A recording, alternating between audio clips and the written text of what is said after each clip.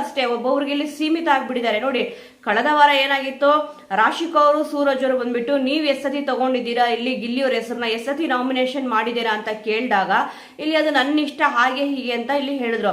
ಮತ್ತೆ ಕಿಚ್ಚನ ಪಂಚಾಯಿತಿಯಲ್ಲಿ ಲೆಟರ್ ಬಂದಿದ್ದ ತಕ್ಷಣ ಗಿಲ್ಲಿಯಿಂದ ಏನು ಪ್ರಾಬ್ಲಮ್ ಇಲ್ಲ ಅಂತ ಹೇಳಿದ್ರು. ಆದ್ರೂ ಕೂಡ ಇವಾಗ ಇಲ್ಲಿ ಬಂದ ತಕ್ಷಣ ನಾಮಿನೇಷನ್ ವಿಚಾರ ಅಂತ 10 ವಾರದಲ್ಲಿ ತಪ್ಪು ಕಾಣಿಸದೇ ಇರೋದು ಈ ವಾರದಲ್ಲಿ ತಪ್ಪು ಕಾಣಿಸಿದೆ ಅಂತಂದ್ರೆ ಏನು ಕೂಡ ಮಾಡೋಕ್ಕಾಗಲ್ಲ. ಬೇಕು ಬೇಕು ಅಂತಾನೆ, ಅಂದ್ರೆ ನಾನು ಈ ವಾರದಲ್ಲಿ ಮಾಡಿದ್ದೆ ಅಂತ ತೋರಿಸ್ಕೊಳಕ್ ಈ ರೀತಿ ಮಾಡೋದ್ರ ಏನೋ ಗೊತ್ತಿಲ್ಲ.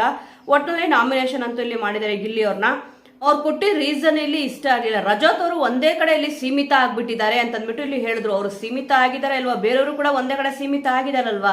ಕಿಚ್ಚ ಸುದೀಪ್ ಸರ್ ಅಷ್ಟು ಹೇಳಿದ್ರು ಕೂಡ ರಾಶಿಕಾ ಅವರು ಸೂರಜ್ ಅವರು ಮಾತಾಡ್ಕೊಂಡೇ ನಿಂತಿರ್ತಾರಲ್ವಾ. ಅಷ್ಟೊಂದು ಓವರ್ ಆಗಿ ಮಾತಾಡ್ಲಿಲ್ಲ ಅಂದ್ರೂ ಕೂಡ ಒಂದು 10% ಕಮ್ಮಿ ಆಗಿದೆ.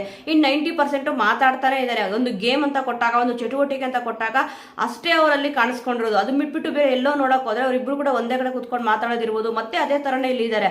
ಅದೇ ಕಾವ್ಯ ಅವ್ರು ಸಿಕ್ಕಾಪಟ್ಟೆ ಸ್ವಲ್ಪ ಇಲ್ಲಿ ಚೇಂಜ್ ಆಗಿದ್ದಾರೆ ಅಂತ ಬಿಟ್ಟು ಗೊತ್ತಾಗ್ತದೆ. ಅದಕ್ಕೆ ರಜತ್ರಿಗೂ ಕೂಡ ಇಲ್ಲಿ ಕೋಪ ಬರುತ್ತೆ.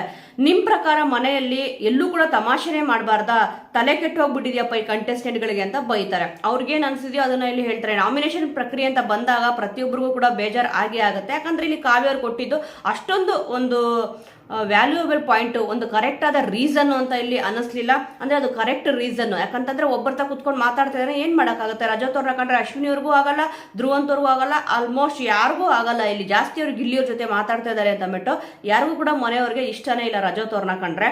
ಅದಕ್ಕೆ ಇಲ್ಲಿ ರಜತ್ ಅವರು ಕೂಡ ಯಾರ ಜೊತೆನೂ ಇಲ್ಲಿ ಮಾತಾಡಲ್ಲ. ನೋಡಿ, ಅದಾಗಿದ ತಕ್ಷಣ ಸುಮ್ಮನೆ ಇರ್ಬೇಕಲ್ವಾ ಧ್ರುವಂತವ್ರು. ಅದು ಎದ್ಬಿಟ್ಟು ಏನೇನು ಏಕವಚನದಲ್ಲೆಲ್ಲ ಮಾತಾಡ್ತಾವನಲ್ಲ ಅಂತಂದ್ಬಿಟ್ಟು ಹೇಳ್ತಾರೆ. ಅವ್ರು ಏಕವಚನದಲ್ಲಾದ್ರೂ ಮಾತಾಡ್ತಾರೆ, ಯಾರಿಗಾನ ಏನಾದ್ರೂ ಮಾತಾಡ್ಕೊಂತಾರೆ. ಏನಪ್ಪ ಇವಾಗ ಅಂತಲ್ಲಿ ರಜತ್ ಅವರು ಕೂಡ ಕೇಳ್ತಾರೆ. ಆಲ್ಮೋಸ್ಟ್ ನೀವು ಕಳೆದ ಸೀಸನ್ ಅಲ್ಲಿ ಇಲ್ಲಿ ನೋಡಿರ್ಬೋದು. ಈ ಒಂದು ವಿಚಾರ ನಾನು ಹೇಳ್ತಿರೋದು ಸ್ವಲ್ಪ ಅವ್ರ ಬಾಯಲ್ಲಿ ಎಲ್ರಿಗೂ ಕೂಡ ಏಕವಚನ ಬಂದಿದೆ. ಹೋಗೋ ಬಾರೋ ಅಂತ ಅಂದ್ಬಿಟ್ಟು ಚೈತ್ರ ಅವ್ರಿಗೂ ಕೂಡ ಹೋಗೇ ಬಾರೆ ಅಂತಾನೆ ಇಲ್ಲಿ ಮಾತಾಡ್ತಾರೆ. ಅವ್ರಿಗೆ ಇಲ್ಲಿ ಪ್ರಾಬ್ಲಮ್ ಇಲ್ಲ. ಚೈತ್ರ ಅವ್ರಿಗೂ ಕೂಡ